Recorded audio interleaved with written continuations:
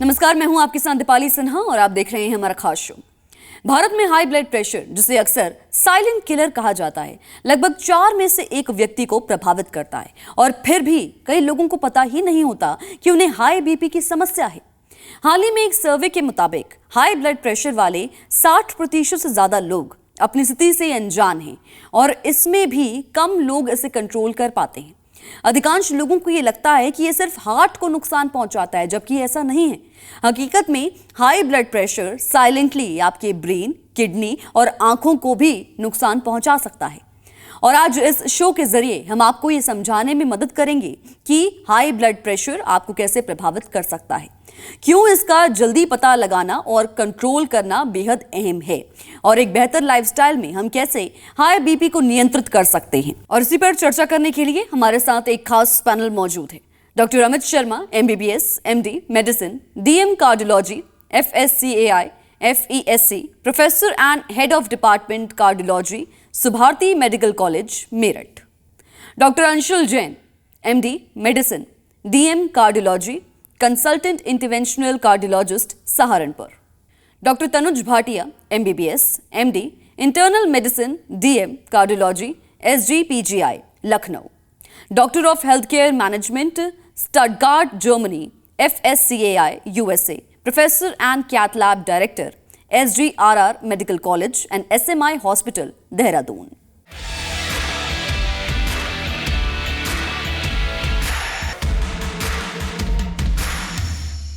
आप सभी का बहुत स्वागत है हमारे इस खास शो में। डॉक्टर अमित, सबसे पहला सवाल मेरा आपसे रहेगा।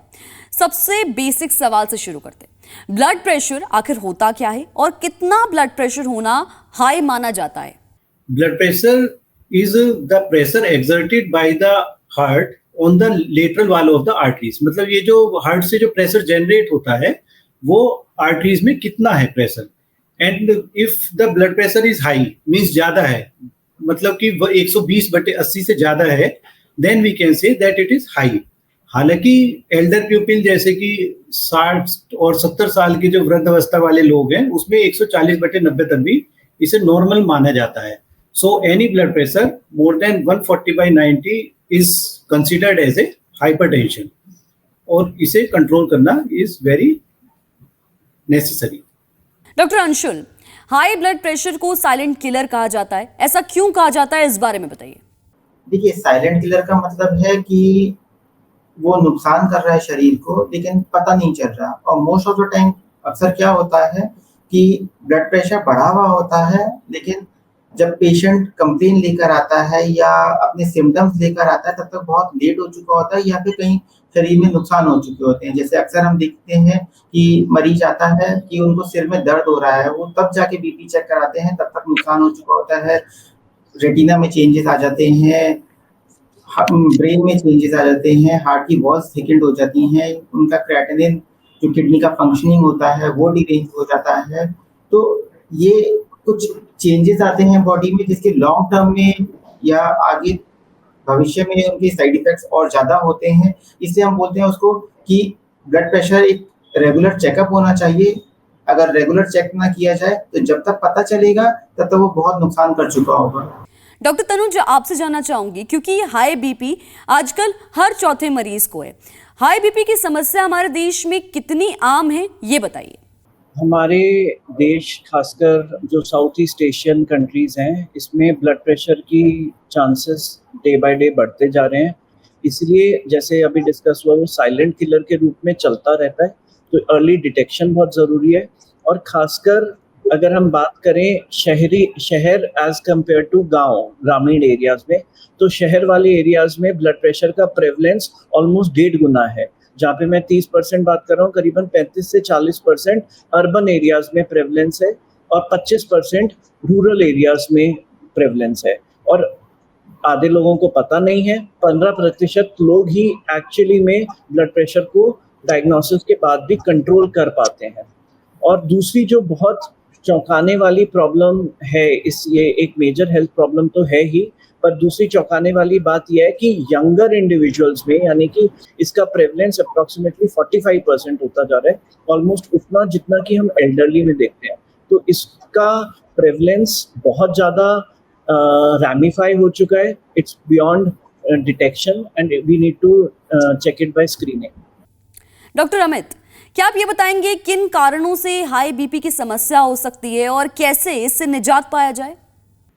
देखिए, ब्लड प्रेशर के लिए ये तो बहुत सारे कारण हैं, लेकिन ज़्यादा खाने में ज़्यादा नमक का होना या एक्सरसाइज का लैकिंग करना कि हम एक्सरसाइज नहीं करते हैं, सीडेंटरी लाइफस्टाइल या फिर स्ट्रेस, जॉब्स, स्ट्रेसफुल जॉब्स जो है वो भी एक कॉज है ब्लड प्रेशर के बढ़ने का। अदरवाइज कुछ बीमारियां हैं जैसे डायबिटीज, थायराइड, ये भी इसके साथ एसोसिएटेड रहती हैं।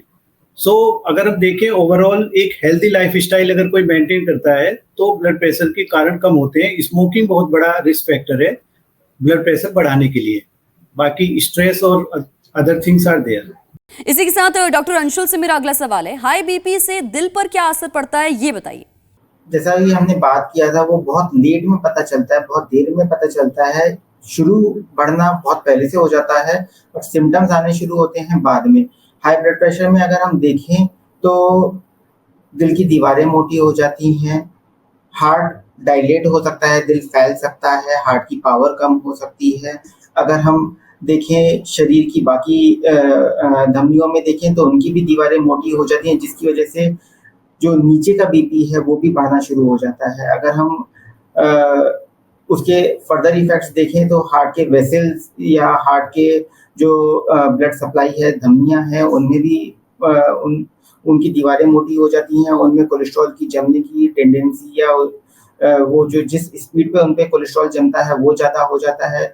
हम वेसल्स वॉल्व की बात करें तो वो भी थिकन हो जाते हैं या वो लीक करना शुरू कर सकते हैं, जो फर्दर हार्ट की पावर को या कहीं ना कहीं हार्ट को पूरी तरह से वीक करता है। हार्ट पे बीपी बढ़ने की वजह से अटैक के रिस्क भी ज़्यादा होते हैं। अटैक दोनों तरह का हो सकता है, या तो धमनी पूरी तरह से बंद हो सकती है या धीरे धीरे करके धमनियों में रुकावट आती है और पेशेंट को चलने से दर्द होना, सांस फूलना, जिसको हम एंजाइना बोलते हैं, वो वाले सिम्टम्स आ सकते हैं। डॉक्टर तनुज, जिस तरीके से हमने अपनी शो की शुरुआत में ही बताया कि हाई बीपी सिर्फ दिल पर ही असर नहीं डालता है, बॉडी के कई अन्य हिस्से हैं जिन पर असर डालता है और उनमें से एक दिमाग भी है। दिमाग पर कैसे असर डालता है हाई बीपी?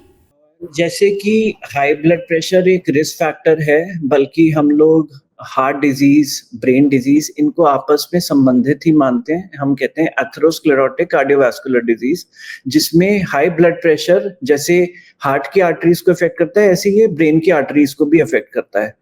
उसमें एक इफेक्ट तो ये है कि वो लॉन्ग टर्म में वहां पर अगर बहुत हाई ब्लड प्रेशर हो तो ब्रेन हमारा थोड़ा स्पॉन्जी ऑर्गन है, वहां पे कोई ब्लड वेसल रप्चर भी हो सकता है, जिसकी वजह से हम लोग हेमरेजिक स्ट्रोक यानी कि ब्रेन के अंदर ब्लीडिंग, वो high blood pressure associated with some aneurysm, उसकी वजह से ऐसा हो सकता है, जिसकी वजह से पैरालिसिस, स्पीच का चला जाना जिसे हम अफेजिया कहते हैं, और इवन अगर कोई क्रिटिकल एरिया जैसे पॉन्टाइन एरिया में अगर ब्लीड हो जाए सडनली, तो सडनली डेथ भी हो सकती है। Over the period of time अगर हम, ये तो शॉर्ट टर्म में अगर बीपी बढ़ा होता है, पर अगर लॉन्ग टर्म में ब्लड प्रेशर बढ़ा होता है, जिसको हम लोग क्रॉनिक हाइपरटेंशन कहते हैं, वो ब्लड फ्लो को रिड्यूस भी कर सकता है, जिसकी वजह से एथेरोस्क्लेरोटिक डिजीज यानी कि इस्केमिक स्ट्रोक होने के भी चांसेस बढ़ जाते हैं, जिसकी वजह से ऑक्सीजन या की अवरुद्ध हो जाता है, फ्लो कम हो जाता है, या कह दीजिए कि ब्लड वेसल्स थोड़ी पतली या संकरी हो जाती हैं।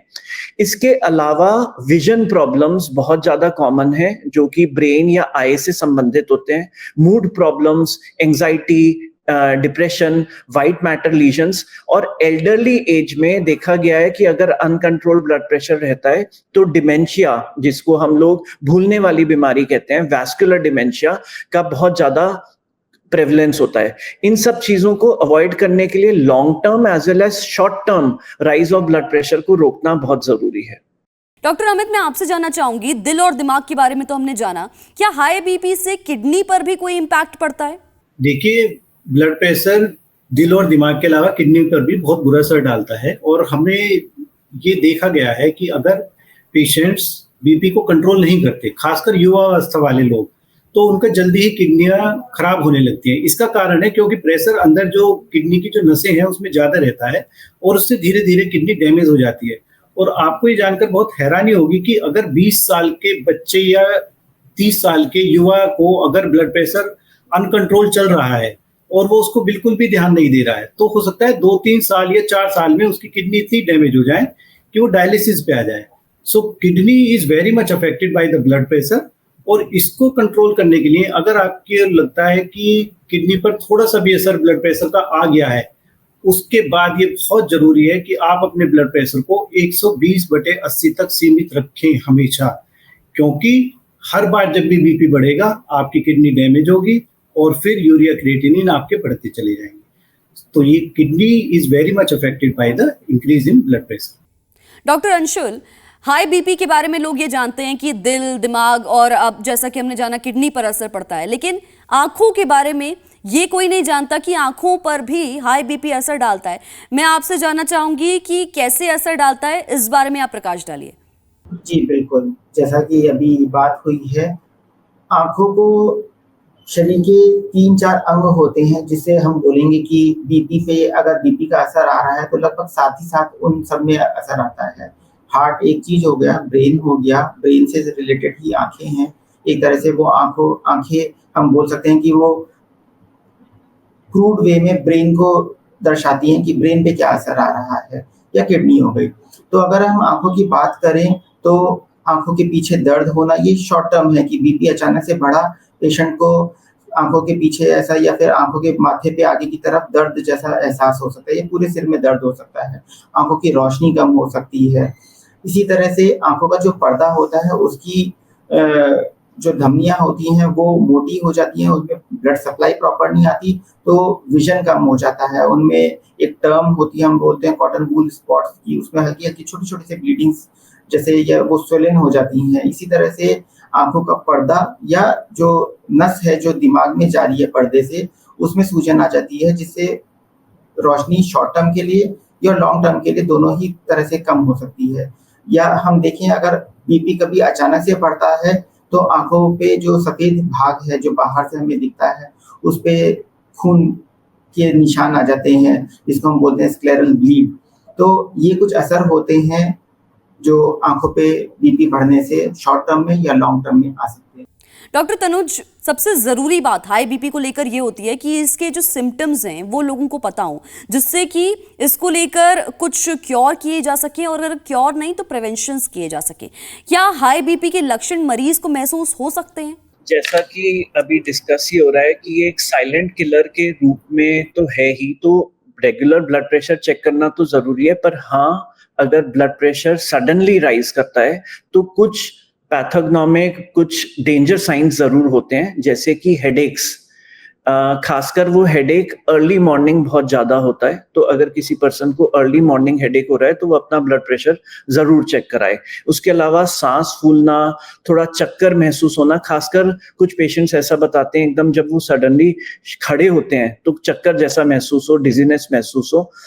कभी कभी स्पॉन्टेनियस ब्लीड, जैसे हमने ब्रेन की ब्लीड की बात कही, ऐसे ही कुछ वेसल्स नोज में बहुत फ्रेजाइल होते हैं, हाई ब्लड प्रेशर के रहते कभी कभी वो फट सकते हैं, तो नोज ब्लीड्स एक पॉइंटर हो सकता है। इसके अलावा थकान, चेस्ट डिस्कम्फर्ट, आंखों दिखने में प्रॉब्लम्स, ये सारी चीजें हैं जिसके ऊपर हमारे को ध्यान रखना चाहिए। और अगेन मैं उसी बात को फोर्स करूंगा कि हमारे को सिम्टम्स के बजाय रेगुलर चेकअप्स, अब रेगुलर चेकअप्स भी बहुत जरूरी हैं, पर हाँ एज वाइज उसका एक डिफरेंशिएशन है। खासकर अगर 40 साल से कम हो तो 2 से 5 साल पे अगर हेल्दी इंडिविजुअल है उसको अपना ब्लड प्रेशर चेक कराना चाहिए। मोर देन 40 इयर्स है एवरी ईयर चेक कराना चाहिए। अगर उसको कोई कंडीशन है तो home monitoring of blood pressure भी इक्वली इंपॉर्टेंट है। तो ये डेंजर साइंस तो है ही, but regular blood pressure monitoring is also equally और more important. Doctor Amit, high BP को डायग्नोज कैसे किया जा सकता है? अगर डॉक्टर के पास कोई मरीज नहीं जा पा रहा है और किसी को हाई बीपी की समस्या है, पर कोई क्या खास लक्षण होते हैं जो महसूस किए जाते हैं ऐसे में, और कैसे पता चल पाएगा कि हाई ब्लड प्रेशर की समस्या है? देखिए, अगर आपकी एज 30 साल से ज्यादा है तो हर 5 साल पर आपको ब्लड प्रेशर चेक कराना ही चाहिए, कम से कम एक बार डॉक्टर के पास जाकर। दूसरी बात यह, हम देखते हैं कि प्रेशर, अगर मान लीजिए लेट सपोज कि आपने ब्लड प्रेशर चेक ही नहीं कराया और सबसे पहले आपको पता चला कि your blood pressure is too high, 190/100 है, इसका मतलब यह है कि आपको डैमेज ऑलरेडी शुरू हो चुका है। तो ब्लड प्रेशर के लिए क्लियर कट गाइडलाइंस हैं कि if you are more than 30 years then check it every 5 years, और if you have blood pressure more than 140/90, अगर आपका ब्लड प्रेशर मोर देन 140/90 आ रहा है तो आपको हर 6 मंथली चेक कराना चाहिए और you should start the treatment. Checking the blood pressure is like we check the blood pressure in our car tires, and you know that if it is too low, then the average is disturbed, and if it is too high, then it become bumpy riding. And it's like same in our body. If the BP is too low, then we feel dizzy, and if it is too high, then we feel that yes, there is something going on bad in our body. So if you are feeling lethargic and stressed, and you are feeling something different from your normal routine, then you should check your blood pressure. Doctor Anshul, आपसे जानना चाहूंगी क्या lifestyle में बदलाव करके high BP को control किया जा सकता है? जी बिल्कुल, लाइफस्टाइल ट्रीटमेंट का एक पार्ट है, वो सिर्फ शॉर्ट टर्म के लिए नहीं, वो एक लॉन्ग टर्म के लिए है कि बीपी के लिए जो इंसान प्रोन है, या फिर लेट्स से कि ये एक इंसान से पूरी फैमिली के लिए ही ट्रीटमेंट है लाइफस्टाइल. अगर बीपी के कंपोनेंट्स हम देखें या ब्लड प्रेशर के हम कंपोनेंट्स देखें तो नमक, शरीर में नमक की मात्रा कितनी है वो एक इम्पोर्टेंट कंपोनेंट है. नमक की मात्रा कम करने से किडनी पे लोड्स कम आता है, बीपी कम हो जाता है पेशेंट का. एंड मेडिसिन किस डोज में ले रहे हैं वो, या मेडिसिन हो सकता है छूट भी जाए. इसी तरह से एक इम्पोर्टेंट रोल आता है वजन कम करना. वजन कम करने से भी बीपी की मेडिसिन या हो सकता है डोज भी छूट जाए. इसी तरह से इम्पोर्टेंट रोल आता है फिजिकल एक्सरसाइज, वॉकिंग या कार्डियो एक्सरसाइज, जिसमें रिपीटिशंस ज्यादा होते हैं. वो इन टोटल बॉडी हेल्थ या हार्ट की हेल्थ के लिए इम्पोर्टेंट रोल प्ले करते हैं. एंड ऐसा भी देखा गया है कि जब फिजिकल एक्टिविटी होती है तो जो बीपी का लोअर वाला कंपोनेंट होता है, जिसको हम डायस्टोलिक ब्लड प्रेशर कहते हैं, वो नीचे आना शुरू हो जाता है. पेशेंट्स की वेसल्स ज्यादा रिसेप्टिव एंड रिस्पॉन्सिव हो जाती हैं ब्लड प्रेशर के लिए, तो पेशेंट का कंट्रोल ज्यादा अच्छा होता है ऐसे पेशेंट्स में. इसी तरह से लाइफस्टाइल का ही एक इम्पोर्टेंट कंपोनेंट आता है स्ट्रेस को कम करना. जैसे हम लोगों ने अभी बात की है कि अर्बन एरियाज में, शहरी एरियाज में बीपी का इंसिडेंस और ज्यादा है. वो स्ट्रेस एक कंपोनेंट है, चाहे वो कैसे भी हो, वर्क स्ट्रेस या फैमिली स्ट्रेस या व्हाटएवर, वो स्ट्रेस उनको कम करना चाहिए, तनाव कम करना चाहिए. उसके लिए वो योगा कर सकते हैं, फिजिकल एक्सरसाइजेस कर सकते हैं, या सेशंस इस तरह की कि स्ट्रेस वो अपना शेयर कर सके. और उसी में ही एक इम्पोर्टेंट रोल आता है लाइफस्टाइल में मेडिसिन से एडहेरेंस. मेडिसिन अगर डॉक्टर साहब ने किसी ने बताई है तो उसको कंटिन्यू लें. ये ना करें कि कभी मेडिसिन खा रहे हैं कभी नहीं खा रहे हैं, और ये एक्सेप्टेंस अपने आप को एजुकेट करें लाइफस्टाइल में ही कि मेडिसिन लेनी है. बीपी कंट्रोल है तो मेडिसिन छोड़े नहीं. बीपी कंट्रोल मेडिसिन की वजह से है, ये नहीं कि शरीर अब ढल गया.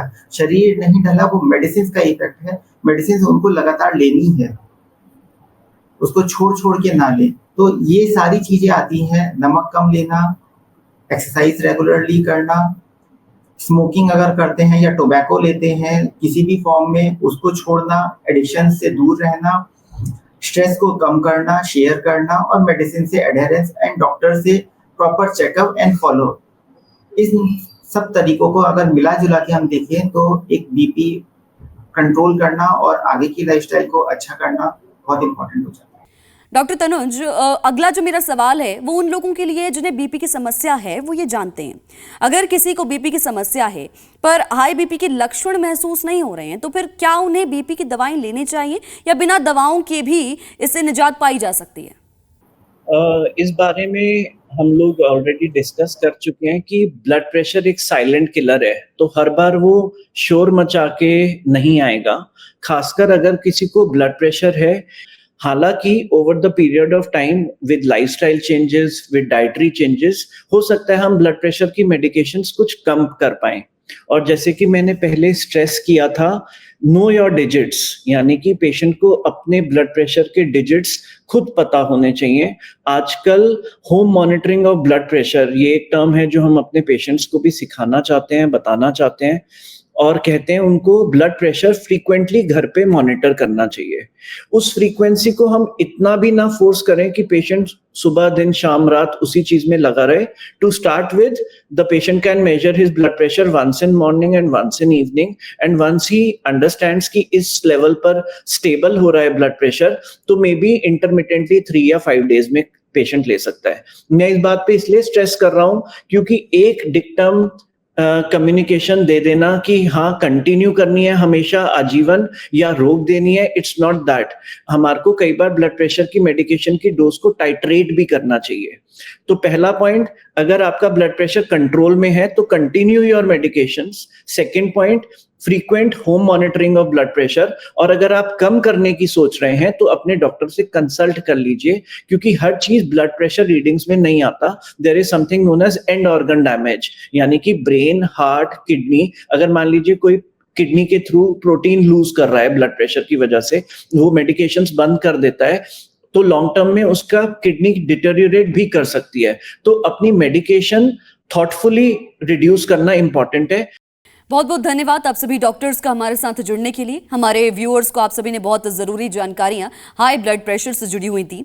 बीपी कंट्रोल से लेकर फिट रहने के लिए किए जाने वाले बदलाव और नियमित दवाओं का सेवन, होम मॉनिटरिंग जैसे कई अहम चीज़ों पर हमने चर्चा की। और आज के लिए इस खास शो में फिलहाल इतना ही। धन्यवाद।